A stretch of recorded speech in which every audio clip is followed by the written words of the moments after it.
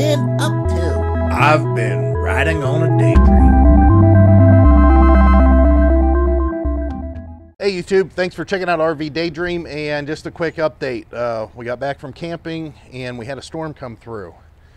Now, if you remember, it was pretty warm. It's been in the 80s to upper 80s the last 5 days. The road that's over here, I don't know if you can see the flashing lights, which is kind of right below the 165 sign. That road's closed because trees are down. There's trees down at Westville Lake. Roads are blocked. People lost roofs. It was a pretty bad storm.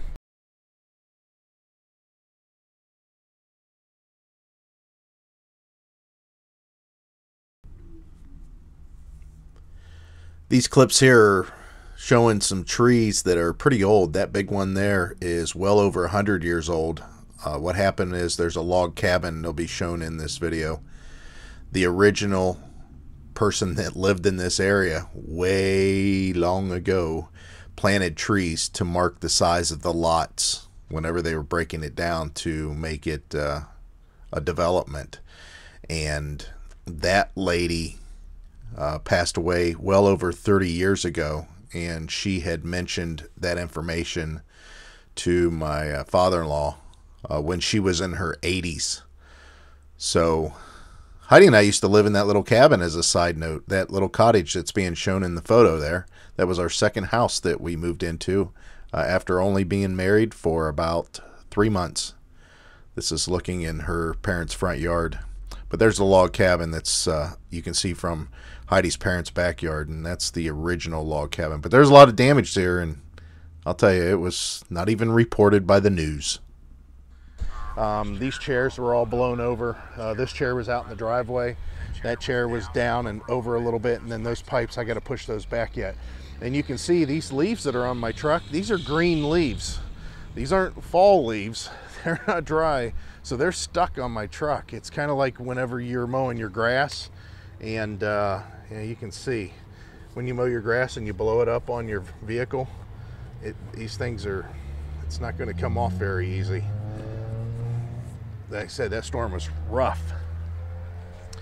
That's kind of one of the things I hate about Ohio. You never get to put away any section of clothing. Yesterday I was in shorts and a t-shirt, and again, it was 86 degrees and 96% humidity, and I couldn't get cool enough. I had all the windows open. That storm came through, actually damaged some of our blinds inside before I had a chance to close the windows.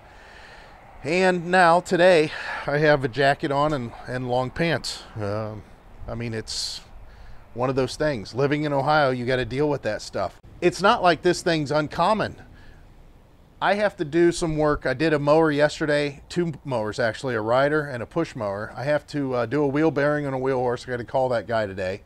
But I need to fix that car because we have about 3 days of 60-degree temperature here, and then it goes right back up in the 80s again. And this car has air conditioning, where Heidi's other car, her Buick LeSabre, which she's had for many years, the air conditioning has some sort of a leak in it or a blockage, and we just can't seem to find it without spending a lot of money. So if she can get in this car, it'll get her better gas mileage and the air conditioning, so she'll be happy. But I got to work on that. I got to get the brake lines fixed.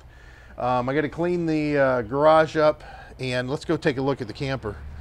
Everything looks pretty good as far as storm damage. I didn't get anything ripped off the camper.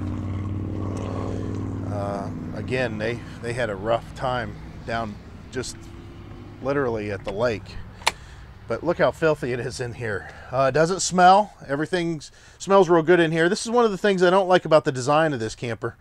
You have to have the jackknife couch up like that so you can take that valance off, so you can see how much water you have in the tank. You can see there where I always make the mistake.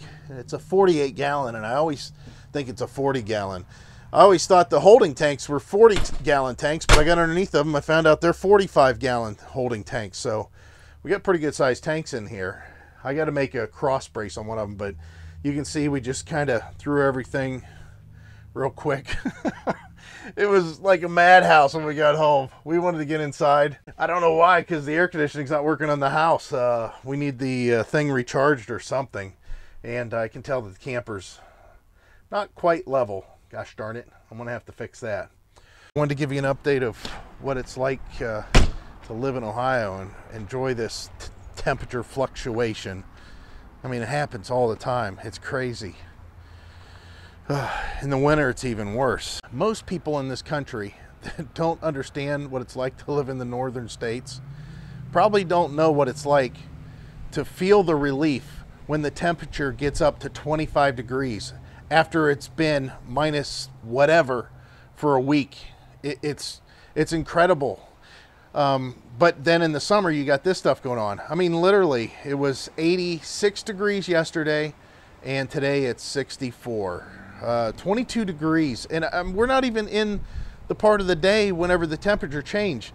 I mean, we were at 80 some degrees at 8 o'clock last night. So it's not like that I'm talking about it was 86 degrees at 10 in the morning, and then it slowly got cooler. I mean, it's just like right now, it just flip a switch and we're at a different temperature.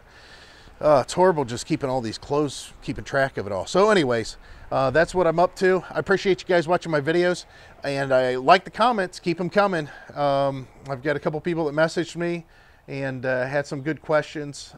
Maybe I'll try to do a Q&A thing one day of Heidi and I with answers to all that. But in the meantime, this is just a quick little blurb, or not so quick, about what everything looks like after the storm of camping and the storm that came through. So I appreciate it, guys. Thanks for watching again. Bye.